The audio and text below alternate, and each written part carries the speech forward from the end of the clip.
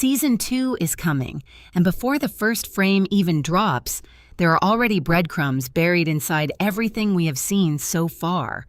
Clues hiding in plain sight that point toward a story far more complicated, far more emotional, and far more dangerous than anyone expected. The Dutton legacy, the drug operation buried inside cattle, the tangled families, the secrets kept for 15 years. All of it is about to explode. So before Season 2 arrives, let us go back to where Season 1 left us, because there is something you almost certainly missed. And once you see it, you will not be able to look at Walken, Bula, or Mariano the same way again. To understand where Dutton Ranch Season 2 is going, you have to understand just how perfectly devastating the Season 1 finale actually was. For most of the season, the show built Bula up as the central mystery, a woman with power, secrets, and a complicated past. Viewers spent 9 episodes wondering what she was hiding and whether she was the real villain of this story. And then Episode 9 arrived and flipped everything upside down in a way that felt both shocking and completely earned at the same time. The truth that came out was brutal. Bula's father, the man who was supposed to protect her, was not a protector at all. He was the architect of her suffering. When something terrible happened to Bula, something that should have been met with support and justice, her own father turned it around and blamed her. He accused her of bringing it on herself. And then, to keep the family name clean, he forced Mariano to take the blame for something he did not do.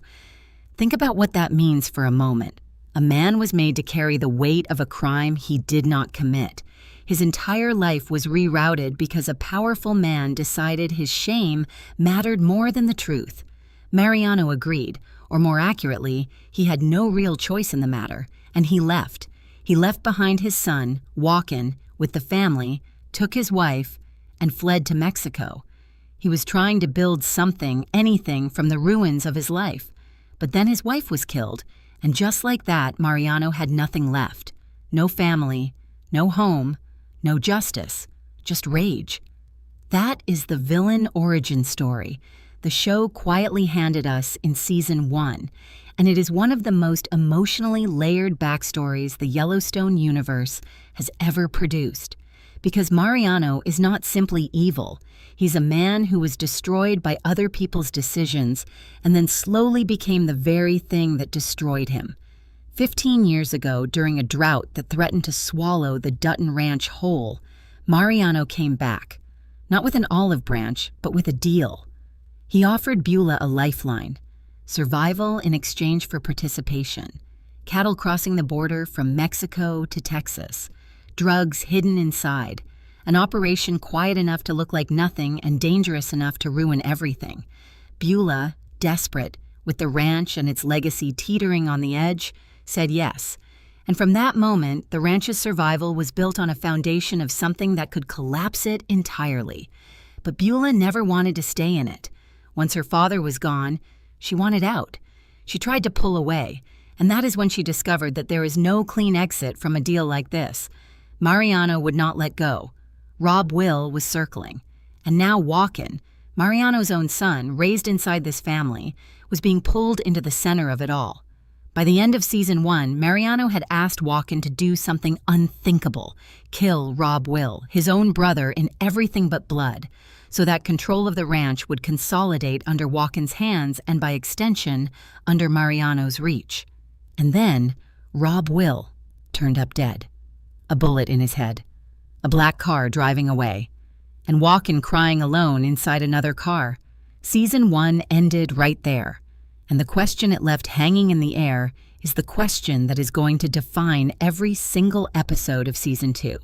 Here is the detail most viewers glossed right over, and it is the one that might be the most important thread in the entire second season. When we see Walken crying in that car after Rob Will's death, the instinct, the easy read, is guilt. He did it. He pulled the trigger. He did what his father asked, and now he is dealing with the emotional aftermath. That is the obvious interpretation, and it is almost certainly what the show wants you to believe going into Season 2. But watch that scene again with fresh eyes, and something does not quite fit. Walken, throughout the entirety of Season 1, has been written as someone who does shady things, morally complicated things, but not as someone capable of cold, calculated murder against someone he grew up alongside. The show has been careful and deliberate about that. Every time Walken was pushed toward a hard line, something in him pulled back.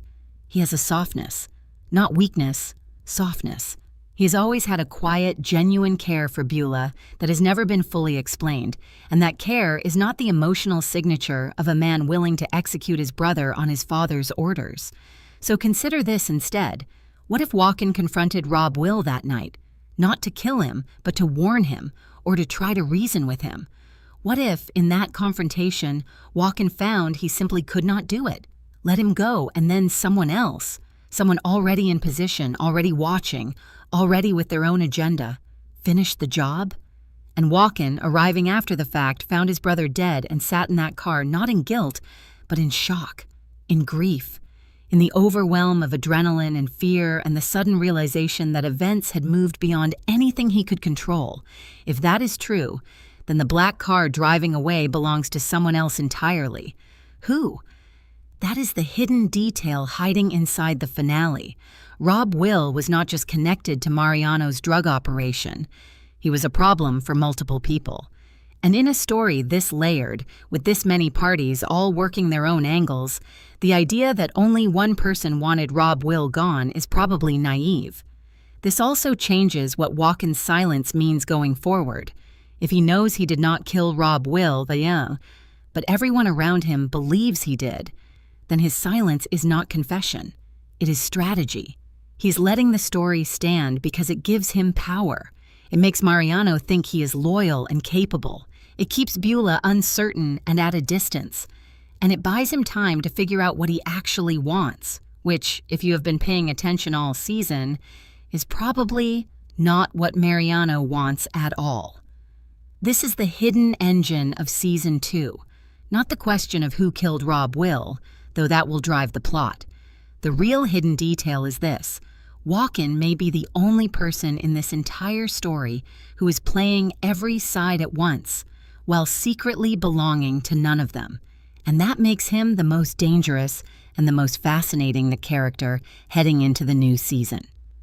Let us talk about what this could all mean when Season 2 actually arrives, because there are several directions this story could take, and some of them are heartbreaking in the best possible way.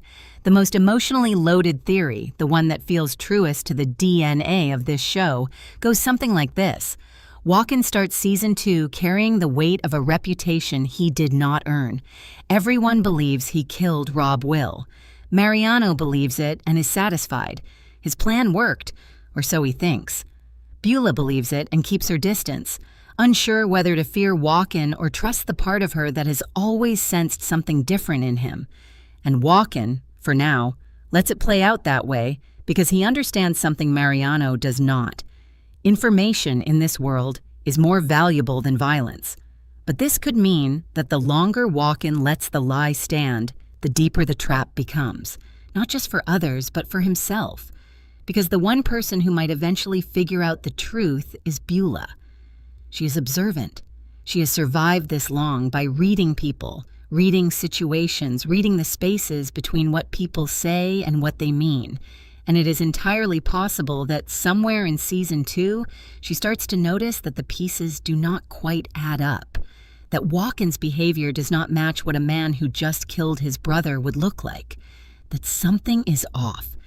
And here is where it gets genuinely devastating, because the theory that feels most emotionally right also ends with one of the cruelest ironies the show could write.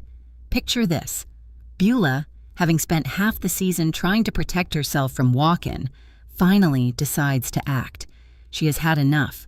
She cannot live under this shadow anymore. Mariano pulling strings, Rob Will gone, and now Walken seemingly positioned to control everything. So she does what the women in this world have always had to do when no one else will protect them. She acts first. She shoots Walken. And as he is falling, as that brief window of his last breath opens up, he looks at her and says, "It wasn't me, Mother." And Bula, who pulled that trigger to protect herself, realizes in that single moment that she has just destroyed the one person in this entire situation who was actually on her side. That scene, that specific emotional gut punch, is entirely consistent with where the story has been going. It would be one of the most powerful moments the Yellowstone universe has ever produced. Now, this could also mean that the season avoids that fate entirely by having someone else reveal the truth first. It is possible that a third party, perhaps someone who saw what actually happened the night Rob Will died, comes forward at exactly the wrong moment and throws everything into chaos.